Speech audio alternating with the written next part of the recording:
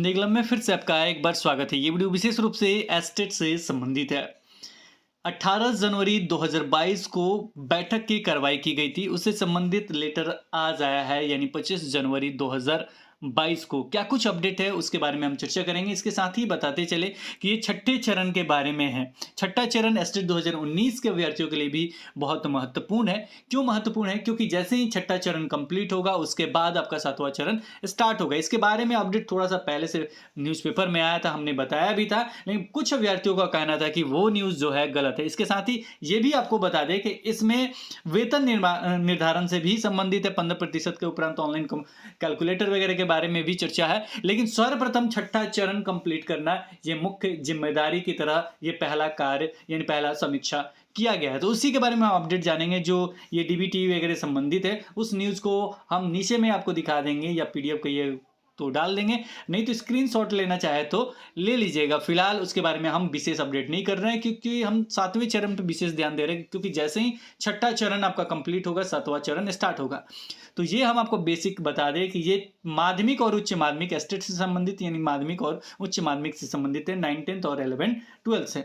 Heading इसका बनाया गया श्री मनोज कुमार, निदेशक माध्यमिक शिक्षा, बिहार की अध्यक्षता में दिनांक 18/1/2022 को वीडियो कॉन्फ्रेंसिंग के माध्यम से आहूत बैठक की कार्रवाई की गई। इसमें देखा जाए तो दिनांक 18/1/2022 को 3 बजे वीडियो कॉन्फ्रेंसिंग के माध्यम से जिला शिक्षा पदाधिकारी, जिला कार्यक्रम पदाधिकारी स्थापना एवं राष्ट्रीय सूचना केंद्र के पदाधिकारी के साथ शिक्षक नियोजन 15% के उपरांत ऑनलाइन कैलकुलेटर से वेतन निर्धारण एवं लागू आधारित योजना के डीबीटी संबंधित बिंदुओं पर समीक्षा की गई। बस यहीं तक था।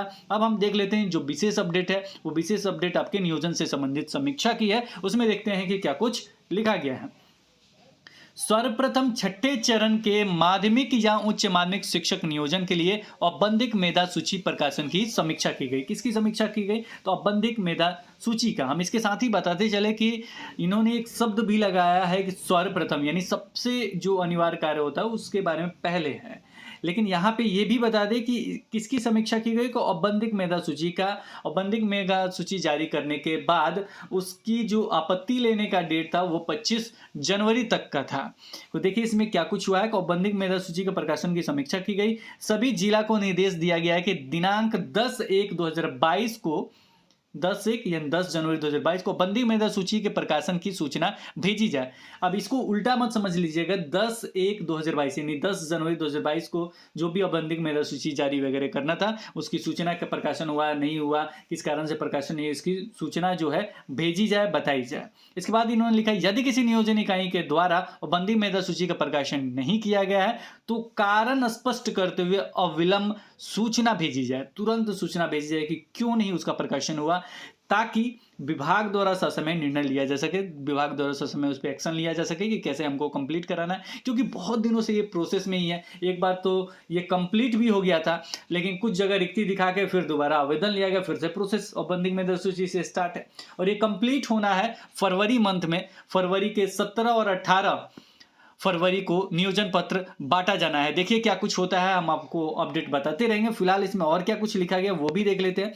यहाँ पे इन्होंने लिखा आगे, सभी जिला शिक्षा पदाधिकारियों को औपबंधिक मेधा सूची को अपने जिले के एनआईसी पोर्टल पर अपलोड करने का निर्देश दिया गया। एनआईसी पोर्टल पे क्या करना? औपबंधिक मेधा सूची अपलोड करना है। नवादा एवं सीतामढ़ी जिला द्वारा अभी तक किसी भी नियोजन इकाई का औपबंधिक मेधा सूची अपलोड नहीं किया गया। इस संबंध में स्थिति स्पष्ट करने का निर्देश दिया गया और यही आज न्यूज़पेपर में आया था, जिसको हमने आपको बताया था। वो आज क्लियर हो गया, न्यूज़ सही था। अब यहाँ पे विशेष ये है कि किसी तरीके से ये जो छठा चरण है ना, ये कंप्लीट कराना है ताकि आपका सातवां चरण बिहार स्टेट वाला स्टार्ट हो सके।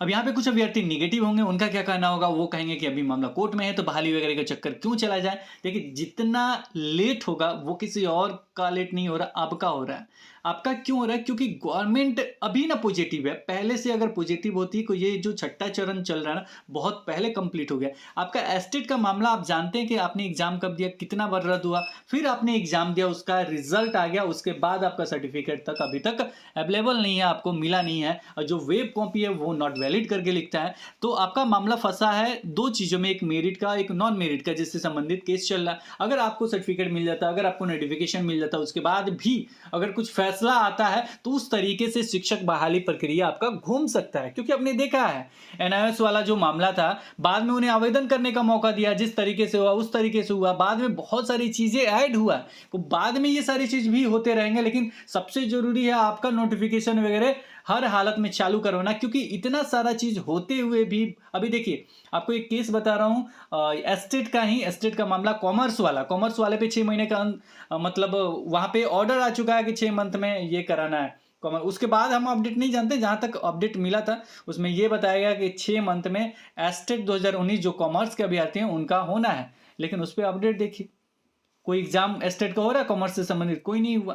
को ये सब कुछ होते हुए भी आगे नहीं निकल रहा। आपका जो छठा चरण जो आप लोग का चल रहा है, जो अभी कंप्लीट हो रहा, बहुत जगह रद्द भी हो रहा है, लेकिन जो चल रहा है ये नोटिफिकेशन कैसे आउट हुआ था आपको पता होना चाहिए, कैसे आउट हुआ था, कितने परिश्रम के बाद वो आउट हुआ था, बहुत कुछ करने के बाद वो आउट हुआ था। इसीलिए जब इस समय क्या है, गवर्नमेंट पॉजिटिव है, इसको देखिए, हमेशा ट्विटर वगैरह पे चलाते रहिए, रन करते रहिए। आपका मामला है, हम जानते हैं मामला है, 17 को सुनवाई हो, 18 को सुनवाई हो, जितना फरवरी को सुनवाई हो वो होता रहे, लेकिन इस पर आप लोग विशेष ध्यान देते रहिए कि क्योंकि इसको स्टार्ट करवाना ना बड़ा मुश्किल है।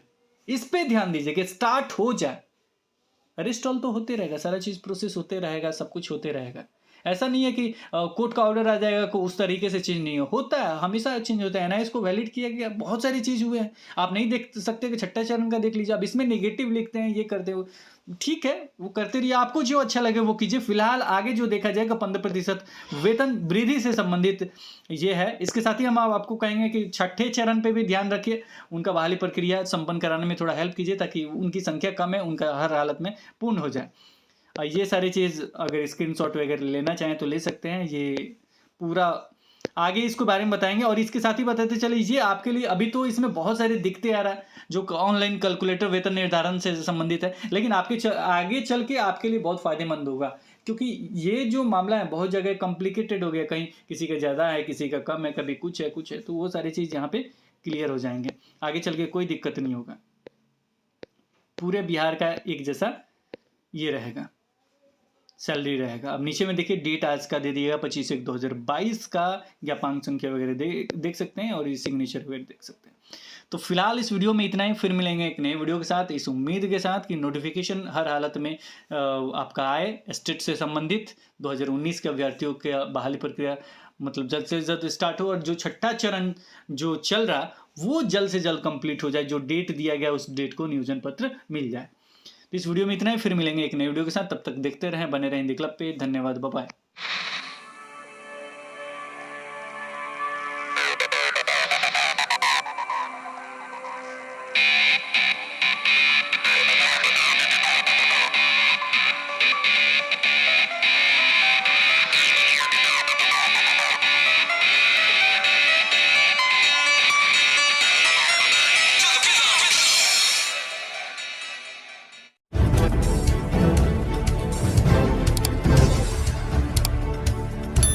सब्सक्राइब कीजिए हिंदी क्लब को, दबाइए इस बेल आइकॉन को ताकि हमारा वीडियो आपको मिले सबसे पहले।